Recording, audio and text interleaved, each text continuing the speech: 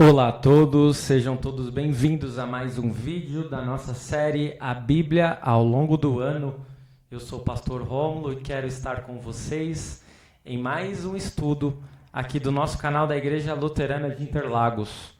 Vamos finalizar hoje o livro de Deuteronômio com os capítulos 32, 33 e 34. Vamos juntos? Iniciando com um breve resumo dos capítulos, capítulo 32 é um dos mais emocionantes para Moisés. Nele temos o cântico de Moisés e a visão final que Moisés tem de Canaã antes de morrer. A forma literária que funda a ação de Moisés é a de um processo judicial relacionado com a aliança. Trata-se de uma acusação da qual o céu e a terra são testemunhas. Deus instruiu Moisés a advertir o povo de Israel sobre a futura deslealdade deles, em forma de um cântico que deveria ser aprendido e memorizado. Deus mandou Moisés subir o monte Nebo para contemplar a terra prometida. Ele não poderia entrar nela porque deixara de honrar a Deus na questão da água da rocha em Meribá. Vemos aí em Deuteronômio 32, versículo 4, que Moisés vai cantar em seu cântico: Ele é a rocha, suas obras são perfeitas, porque todos os seus caminhos são justos. Deus é fiel e sem iniquidade. Justo e reto é Ele. No capítulo 33, temos a bênção de Moisés. Após todas as advertências, esta última bênção, embora difícil de interpretar, prevê um futuro grandioso e glorioso para Israel. Com base nas alusões históricas às diversas tribos, ela parece enfatizar uma época em que as tribos já estavam estabelecidas. Simeão não é mencionado entre as tribos, pois seu povo foi posteriormente absorvido por Judá. A bênção começa e termina com louvor a Deus, que é a fonte de toda a segurança e prosperidade do seu povo. No capítulo 34, temos o último capítulo de Deuteronômio, com a morte de Moisés e o fim do livro. Não apenas o fim de Deuteronômio, como o fim do Pentateuco. Finalmente, Moisés viu a terra na qual, durante 40 anos, havia desejado poder entrar. Israel não o veria mais. No entanto, ele aparece novamente nas Escrituras, no alto de um monte, falando com o Senhor, lá na transfiguração. Quem agora entrará em ação será Josué, mas o livro termina com um tributo simples e comovente ao maior dos líderes de Israel. Lembrem-se de Moisés, nunca se esqueçam dele, não houve outro profeta como ele. Questões e dúvidas que podem surgir é a nossa segunda parte deste estudo. Vamos para 6 questões. Primeira delas: Deus demonstra que tem ciúmes de seu povo ao adorarem outros deuses. Em Deuteronômio 32, 21, onde nós lemos: Provocaram ciúmes em mim com aquilo que não é Deus, com seus ídolos me provocaram a ira. Portanto, provocarei ciúmes neles com aquele que não é povo, com uma nação tola os despertarei a ira. Sim, Deus é um Deus ciumento, mas é preciso observar que estamos diante de uma linguagem poética. Afinal de contas, é o cântico de Moisés, e de algo que nós denominamos de antropomorfismo. Não é que Deus tem ciúmes como seres humanos, mas que é uma forma de se colocar para explicar, para que nós tenhamos entendimento. E assim se coloca algo que é humano para Deus, mas que Deus não possui. Segundo Deuteronômio 32, 39, por que o Deus de Israel é um Deus único? É a nossa segunda questão. Deuteronômio 32, 39 diz: Vejam agora que eu, sim, eu sou ele, que não há nenhum Deus além de mim. Eu mato e eu faço viver, eu firo e eu saro, e não há quem possa livrar alguém da minha mão. Somente Deus é Deus. O Deus triuno é o único e verdadeiro Deus. Somente Ele tem poder sobre a vida e sobre a morte, sobre tudo e sobre todos. Questão 3. Com quantos anos, em qual monte Moisés morre? Moisés tinha 120 anos e ele vai morrer no Monte Nebo, que fica na terra de Moabe, em frente de Jericó. Mas até hoje ninguém sabe ao certo onde ficaram os restos mortais, e foi algo de propósito para que não houvesse peregrinação e adoração a Moisés. Questão 4. Sobre quem estão baseadas as bênçãos proferidas por Moisés? Existe alguma ligação com nossos tempos atuais?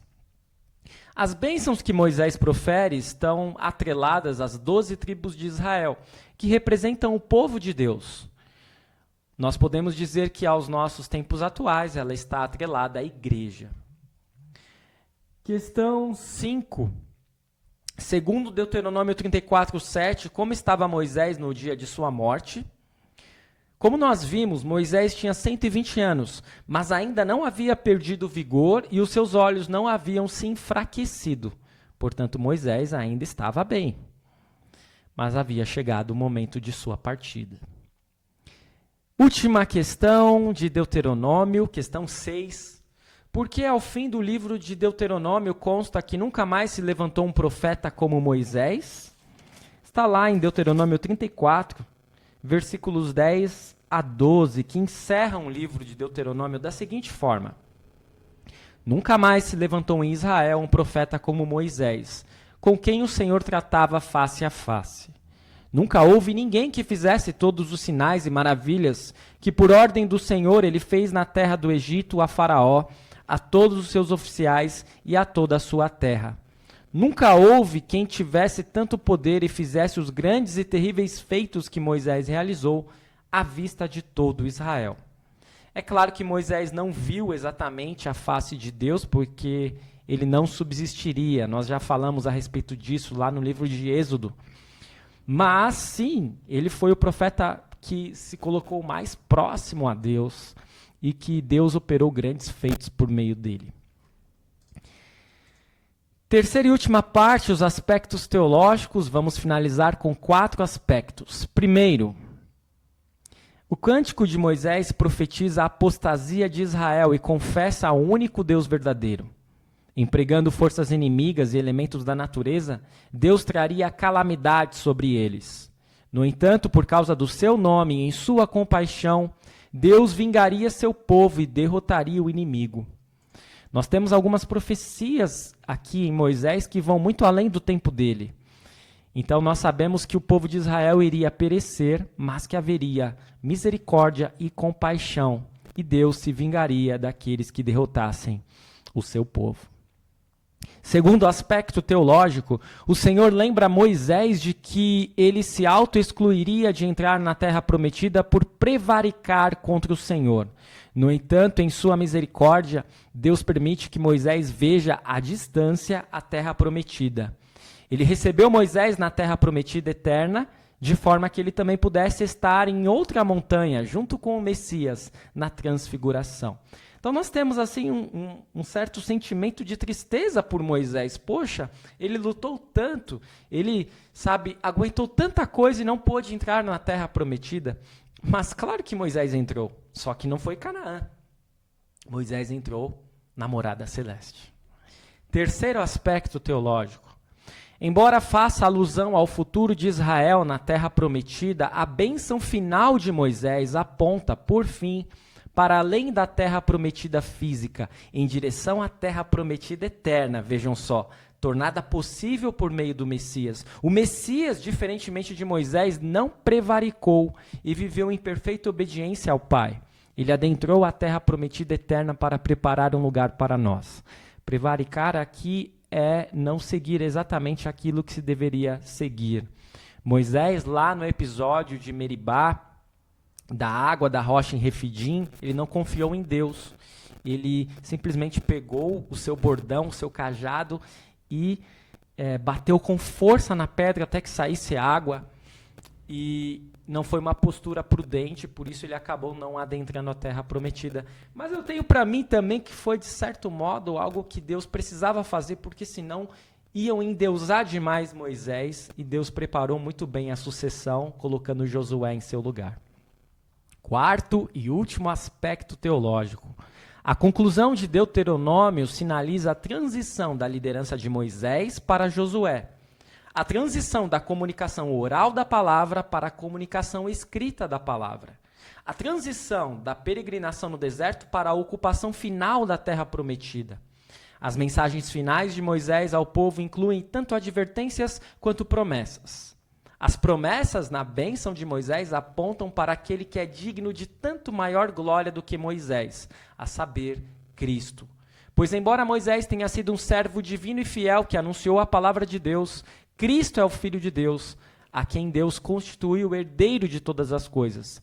Porque a lei foi dada por intermédio de Moisés, a graça e a verdade vieram por meio de Jesus Cristo.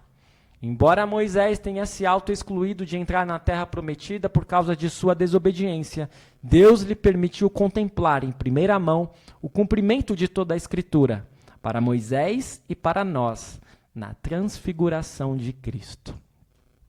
Eu espero que este vídeo e todo o estudo do livro de Deuteronômio tenha sido de grande proveito para a sua vida. Deuteronômio, que é segundo a lei, mas não porque a lei mudou, mas porque Moisés precisava reafirmar a aliança que tinha sido firmada lá no Monte Sinai para a nova geração.